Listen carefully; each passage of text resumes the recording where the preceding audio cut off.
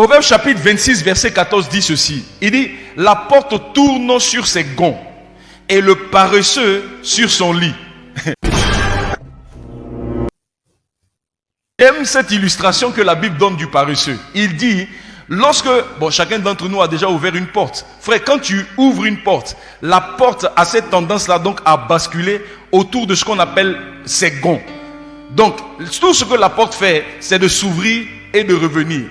Donc, il dit, de la façon dont la porte tourne sur le gond, sur ses gonds, c'est de cette façon-là que le paresseux aussi, il est couché sur son lit, il va à gauche, il revient à droite, il a du mal à se lever. Et je trouve que c'est une belle illustration du paresseux. Ah.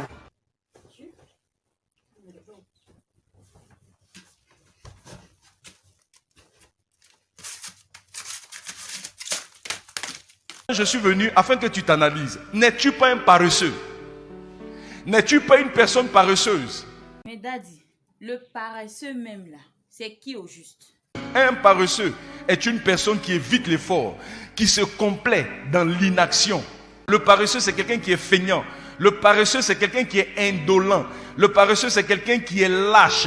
Le paresseux, c'est quelqu'un qui manifeste une mollesse. Il est mou. Je prends note.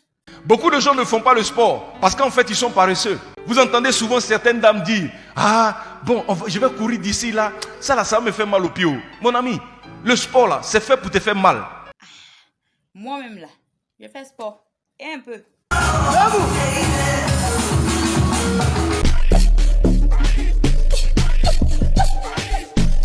Alors, le paresseux est quelqu'un qui est contre le travail tel qu'établi par Dieu. Quelqu'un qui est paresseux est quelqu'un qui s'oppose au plan de Dieu. Le paresseux est quelqu'un qui est contre le travail tel qu'établi par Dieu. Donc, Daddy, quelle est la volonté de Dieu pour tout homme? La volonté de Dieu pour tout homme, c'est que l'homme déploie son potentiel dans le travail. Dieu veut que l'homme travaille. Dieu veut que l'homme se réalise en travaillant. Proverbe chapitre 12, verset 27 que j'ai lu tout à l'heure dit ceci, dans la seconde partie. Il dit, mais le précieux trésor d'un homme, c'est le travail. Frère, il y a un trésor que Dieu a fait à tout homme. Le travail n'est pas une invention des hommes. Le travail n'a pas été créé par les hommes. Comme le mariage, le travail a été une initiative de Dieu. Lorsque Dieu a créé Adam et Ève, la Bible dit qu'il va prendre Adam, il va le placer dans un jardin magnifique, appelé le jardin d'Éden.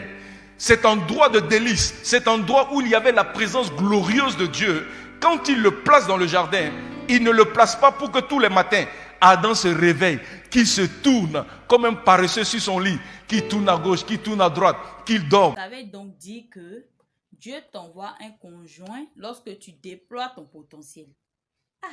Je comprends pourquoi depuis là, mon doigt est vilain. Ouais, faut croire. Romains chapitre 12, verset 11 dit ceci. Ayez du zèle. Frère, ayez du zèle. Et non de la paresse. Dieu veut que nous soyons des hommes et des femmes zélés. Soyons chauds, soyons zélés, soyons fervents, soyons fougueux quand il s'agit du travail. Dorénavant, je prends l'engagement de beaucoup travailler. C'est-à-dire que ce que je fais là, je dois doubler plus d'efforts. Merci beaucoup, Daddy.